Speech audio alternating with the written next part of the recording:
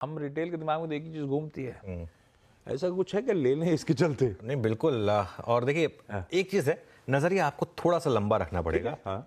यहाँ से मुझे लग रहा है एक बहुत बड़ी रैली ड्यू है ऑयल मार्केटिंग कंपनी शेयर्स में। कल ऑलरेडी ये स्टॉक्स चले हैं थोड़े से, लेकिन मुझे लग रहा है अभी तो कुछ भी नहीं चले हैं। कल भी थोड़ा बहुत लोगों को डर था कि कहीं वो आचार संहिता से पहले वाला कहीं वो प्राइस कट ना आ जाए। कल 3:30 बजे इलेक्शंस का अनाउंसमेंट हो गया। अच्छा, अब जो लोग सोच रहे थे ना कि हरियाणा इलेक्शन से क्या चेंज हुआ होगा, हरियाणा इलेक्शन से एक चीज़ जो बीजेपी को भी कॉन्फिडेंस आया होगा कि नहीं, बहुत ज़्यादा फ्रीबीज की भी ज़रूरत नहीं है, उसके बिना भी चुनाव जीता जा सकता है। मार्केट को रिस्क क्या था? कल model code of conduct apply हुआ। रिस्क क्या था मार्केट में कि पेट्रोल डीजल के प्राइसेस में काफ़ी बड़ी कटौती आई। कई लोग तो मान रहे थे कि 5 से 10 रुपए तक प्राइस कट हो सकते हैं, लेकिन अब वो डर एक तरीके से बाहर हुआ सिस्टम से, क्योंकि अब भाई कोड ऑफ कंडक्ट लग गया, तो अब आप बहुत ज़्यादा प्राइस कट कर नहीं सकते।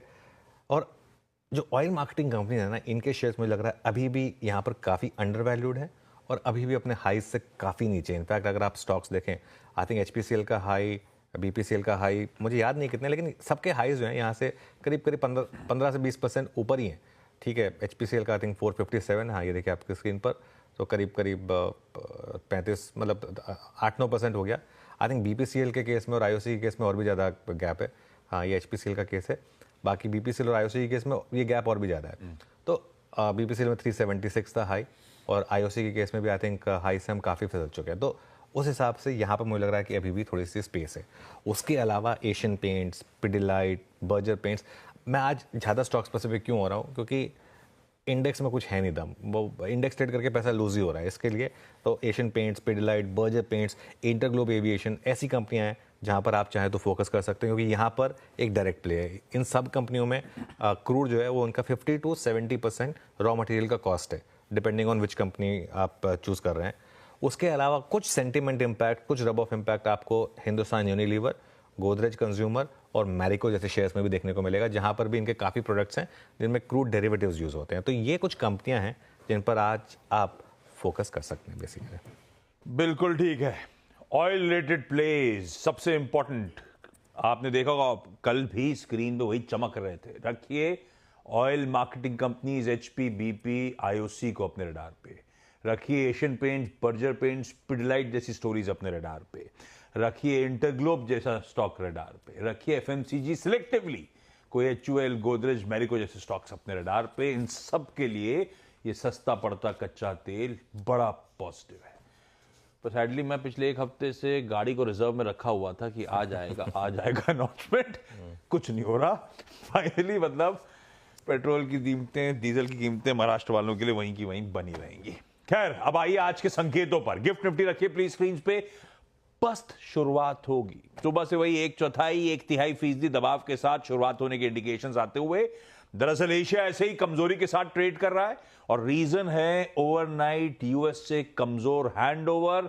थोड़ी सी मुनाफा वसूली का दबाव यूएस के तीनों बेंचमार्क्स आपको दिखाएंगे रिकॉर्ड हाई से थोड़ा सा ठंडा पड़ते हुए।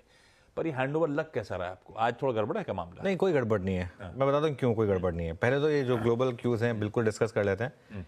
डाउ जोन्स और S&P दोनों ने नया हाई लगाया और दोनों नए हाई से थोड़ा सा फिसल गए, तो ठीक है, दिक्कत क्या है, लेकिन फिसले क्यों हम ये जानना जरूरी है। उसमें चीज छुपी है मेन।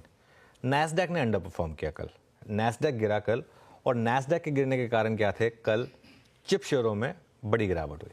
लेकिन नैस्डैक 0.76% डाउन, 1% डाउन था, उसका एक क्लियर कट इम्पैक्ट। तो चिप शेयरों में बेसिकली वो एक लाइन रखी थी मैंने, हाँ ये देखिए, जो 4.5% एनवीडिया गिरा, 5% AMD गिरा, 10% अप्लाइड मटेरियल्स गिरा और 15% ब्रॉडकॉम गिरा। एनवीडिया ऑब्वियसली सबसे इंपॉर्टेंट है इसमें से, 4.5% गिरा। तो ये जो यूएस में गिरावट आई ना, ये यूएस स्पेसिफिक थी, यूएस स्पेसिफिक थी। मैं बार बार बोलता हूँ, सिर्फ नैस्डैक गिरा है, इसकी वजह से IT शेयर मत बेचिए यहाँ पर। हाँ, IT शेयर आज हो सकता है थोड़ा गिर जाए, और क्योंकि कल करेक्शन की शुरुआत हुई थी थोड़ी IT शेयरों में और क्रूड नीचे है, तो थोड़ा उसकी वजह से, और सेंटीमेंट थोड़ा खराब हुआ, तो उसकी वजह से हो सकता है कि IT स्टॉक्स आज थोड़ा सा गिर जाएं। लेकिन मेनली जो मार्केट गिरा वो नैस्डैक की वजह से गिरा। अब सवाल उठता है कि चिप शेयर गिरे क्यों? 3-4 कारण थे। जो यूरोप की सबसे बड़ी टेक कंपनी थी ASML, उसके नंबर्स काफ़ी कमज़ोर थे। और वो जैसे हरमत बता रहे थे वो एक दिन पहले ही नंबर आ गया, कोई एरर आ गया, टेक्निकल एरर, पता नहीं क्या जो भी एरर है लेकिन आ तो गया ही, ठीक है। तो वो एक बड़ा